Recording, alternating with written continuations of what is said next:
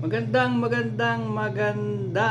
guwapo po tayong lahat ng araw ng Huwebes, hapon, alas 12:30 ng tanghali. Try akong i-upload sa YouTube yung una kong kanta na itong kakantahin ko ngayon. Hindi siya tinanggap kasi may problema siya sa copyright problem. Kasi yung kanta ko ni-record ko parang video style. So ayaw tanggapin ni YouTube. Kaya i-revise ko siya ngayon. Kakantahin ko siya and then gigitarahin ko and then sana magustuhan nyo, sana mapasaya ko kayo at ito po ay katuwaan lamang at wala po akong mga tao pinatatamaan dito sa kantang ito. Ito po ay naisipan ko lamang gawin para sa ating mga vlogger at sa ating mga manonood. Sana po ay mapasaya ko kayo. Simulan na po natin. Kumusta ka? Ikaw ay walang pinag-iba. Ganyan ka rin ang tayo ay muling magkita. Tandang-tanda ko pa habang ako'y papalayo. Tinitingnan kita, tuwang-tuwa ka na. Gusto ka, may ibang kislap ang iyong mata. Gata ng daigdig mo ngayon ay sasaya. Siguro ay makakautang ka't makapangutong.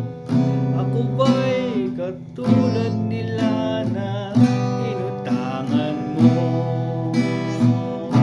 O kahit tagal na ako'y nag-isip at naghintay, magbayad ka, mag-usak at muli kang makachat.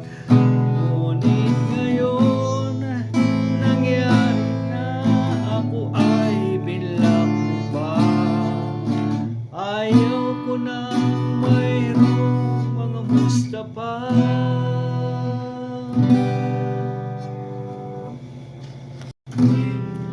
Sa mga kaibigan, kakilala at mga kamag-anak, pwede ba huwag na kayong mga musta? Dahil alam ko na ang kasunod mga salitang yan. Allergic na ako dyan. Tandang-tanda ko pa habang ika'y papalayo. Tinitingnan kita, tuwang-tuwa ka na. Kumusta ka? Ano ba? Magbabayad ka ba? Dibdib ko'y malakas na naman kumakaba. Dapat kayang malaman mong hindi pa nagbabayad. Hanggang ngayon sinta nagtatago pa siya. O kahit tagal na ako'y nag-isip at naghintay, magbayad ka, mag-usak at muli kang makachat. Ngunit ngayon nangyari na, ako ay binlock mo pa. Ayaw ko na mayroong mga musta pa. O kahit tagal na ako'y nag-isip at naghintay, makita ka, magbayad ka at muli kang makachat. Ngunit ngayon nangyari na, ako ay binlock mo pa. Ayaw ko nang mayroong mga musta pa.